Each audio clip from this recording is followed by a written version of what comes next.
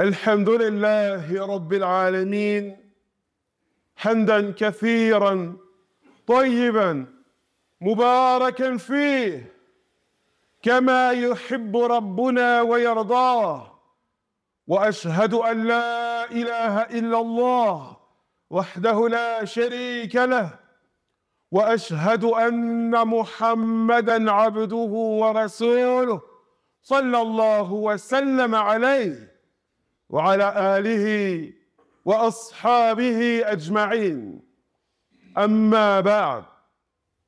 Mes très chers frères, mes très chères sœurs, Hafizakumullah, Abu Huraira radiallahu anhu rapporte que le prophète Muhammad sallallahu alayhi wa sallam a dit: بينما كلب يطيف بركية كاد يقتله العطش إذ رأته بغي من بغايا بني إسرائيل فنزعت موقها فسقته فغفر لها به.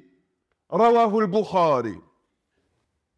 Ainsi, le prophète Muhammad sallallahu alayhi wa sallam a dit: alors qu'un chien errant tournait et rôdait auprès d'un puits et il était sur le point de mourir de soif, de déshydratation, eh bien, une prostituée l'a vu et elle a décidé d'abreuver ce chien avec sa chaussure. Elle a enlevé sa chaussure, l'a plongé dans le puits et a abreuvé ce chien.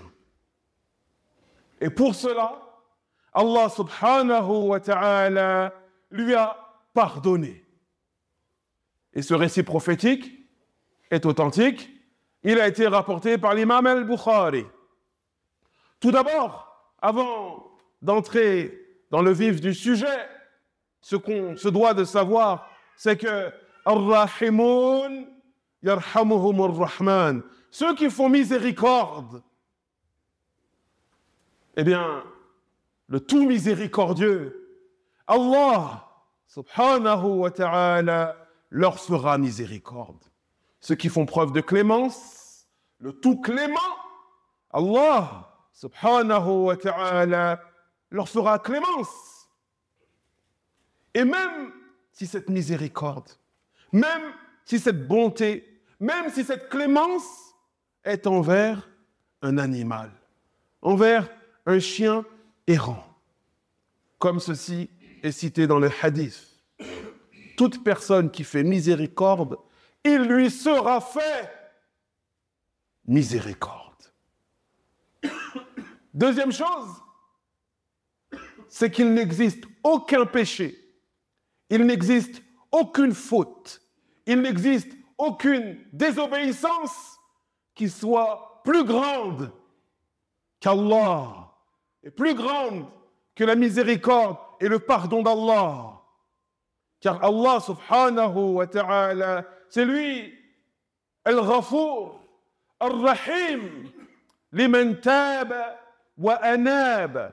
C'est lui le grand pardonneur, le très miséricordieux, celui qui va dispenser son pardon, sa bonté, sa miséricorde envers ceux parmi les hommes et les femmes qui veulent revenir vers lui.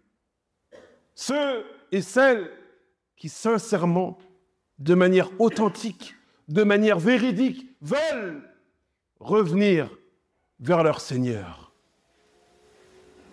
Ainsi, dans ce récit prophétique, le prophète Muhammad, alayhi salatu wassalam, nous informe donc qu'Allah a pardonné à une prostituée, une femme qui vendait ses charmes, qui vendait sa nudité, qui commerçait de son corps contre de l'argent. Vous voyez la gravité de la chose. Allah lui a pardonné.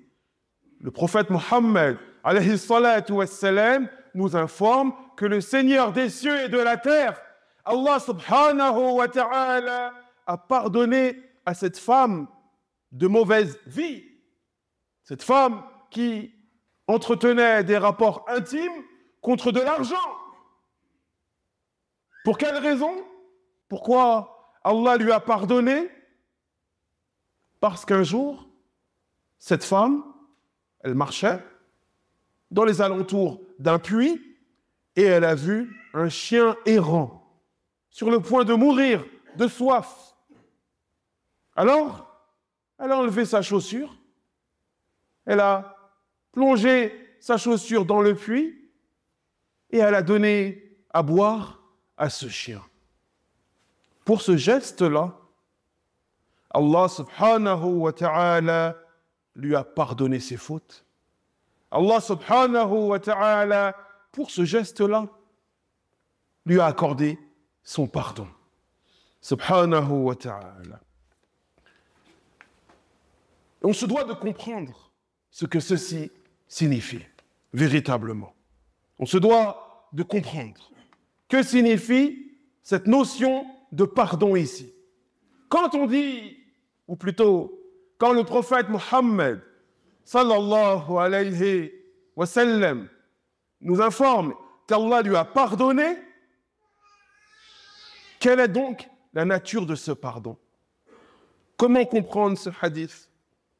Est-ce que cette femme qui faisait cette activité mauvaise, ténébreuse, obscure, vendre son corps, ses charmes, des rapports intimes contre de l'argent, un jour, elle a donné à boire à un chien et elle a été pardonnée et elle est retournée à cette activité?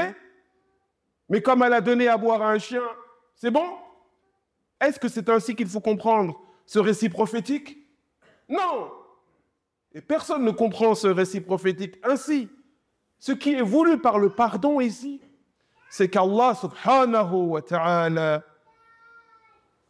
l'a guidé, a illuminé son cœur, a mis dans son cœur du dégoût vis-à-vis de tout ce qu'elle faisait avant, a mis dans son cœur l'envie claire, nette, de trancher avec cette vie d'avant et de passer à une nouvelle vie. Il lui a pardonné ses fautes, certes. Et en plus de cela, Allah subhanahu wa ta'ala a mis dans le cœur de cette femme qui a manifesté de la bonté, qui a manifesté de la miséricorde, qui a manifesté de la clémence, il a mis dans son cœur une résolution, une détermination à ne plus être ce qu'elle était auparavant, à tirer un trait, à tourner une page sur sa vie précédente. C'est comme cela qu'on se doit de comprendre ce hadith. Allah lui a pardonné ses fautes, ses erreurs, et il a guidé cette personne vers une nouvelle vie. C'est ainsi qu'on se doit de comprendre ce hadith. Et Allah subhanahu wa ta'ala nous dit dans le noble Coran, Taba alayhim liyatubu inna Allah huwa at-tawwabur rahim. Il nous dit dans la sourate At-Tawbah, verset 118, Allah accepta leur repentir afin qu'ils se repentent. Allah accepta leur repentir afin qu'ils, au pluriel, se repentent. Qu'est-ce qu'on comprend de ce verset? Taba alayhim liyatubun. Comment comprend-on ce verset du noble Coran? C'est-à-dire qu'Allah subhanahu wa ta'ala, avant même que la personne se repente, avant même que la personne demande pardon, avant même que la personne, elle entre sur ce chemin de rédemption, de changement, d'amélioration, avant même tout cela, Taba alayhim, Allah les pardonne en amont. Allah subhanahu wa ta'ala comme vous le savez déjà, il connaît le contenu des poitrines. Il connaît le contenu des cœurs de ses serviteurs. Il connaît le passé, le présent, le futur. Donc il sait qui va être sincère, qui va être véridique, qui va être authentique dans sa réforme, dans son désir de changement. Et Allah inspire les serviteurs, il met dans leur cœur l'envie de demander pardon, l'envie de se repentir, l'envie de se réformer avant même qu'eux-mêmes empruntent ce chemin. Et ceci nous éclaire sur le nom d'Allah, At-Tawwab, celui qui accueille et qui accepte le repentir de ses serviteurs parmi les hommes et les femmes. C'est pour cela, mon frère, c'est pour cela, ma sœur, si tu te repens, et j'invite ma propre personne et l'ensemble des frères et des sœurs à se repentir constamment et sans arrêt. Et si tu te repens, si tu demandes pardon à Allah pour telle ou telle chose, telle et telle et telle chose, sache que cette demande de pardon, c'est un bienfait qui vient d'Allah. Car combien sont ceux qui n'y songent même pas? Cette idée n'effleure même pas leur esprit de demander sincèrement pardon à leur Seigneur, le Tout-Puissant, subhanahu wa ta'ala. Et c'est pour cela que chacun d'entre nous se doit d'être humble devant son Seigneur. Il se doit d'être humble devant son Seigneur et soumis à son Seigneur. Car tout bienfait qui te parvient et la guidance, le retour à Allah, le fait de revenir vers Allah, c'est un bienfait inestimable. Eh bien, tout bien vient d'Allah, subhanahu wa ta'ala. Mes très chers frères, mes très chères sœurs, hafizakumullah, on a appris et compris dans ce récit prophétique qu'en islam, la miséricorde, la clémence, la bonté sont bien entendu des valeurs exigées de chacun d'entre nous. Mais qu'elles s'expriment au-delà de notre communauté et même au-delà de notre espèce. On est clément, miséricordieux, bon avec l'ensemble des créatures, avec l'ensemble des êtres dotés d'une âme, parmi les êtres humains et les animaux. C'est parmi les choses que nous enseigne ce hadith. Également, ce hadith, eh bien, il nous apprend que ce point, cette qualité, c'est l'une des qualités les plus éminentes de l'islam. Ce par quoi l'islam se distingue de toute autre religion et de tout autre système de pensée ou philosophie. Également, on apprend dans ce hadith que le fait d'abreuver, de donner à boire à un être humain ou à un animal fait partie des œuvres pieuses qu'Allah aime. Également, parmi les choses qu'on apprend dans ce hadith, eh bien, le fait de s'éloigner le plus possible de tout mal, toute douleur qu'on peut exercer sur un être vivant et sur un animal. Et enfin, ce hadith nous renseigne au sujet de notre Seigneur.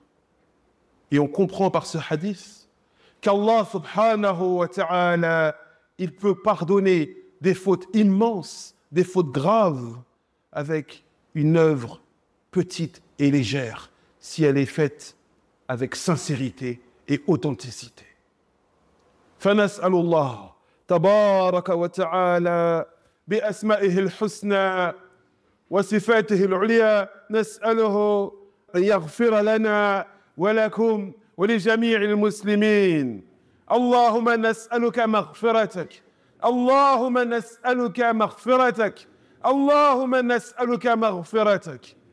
ربنا آتنا في الدنيا حسنة وفي الآخرة حسنة وقنا عذاب النار.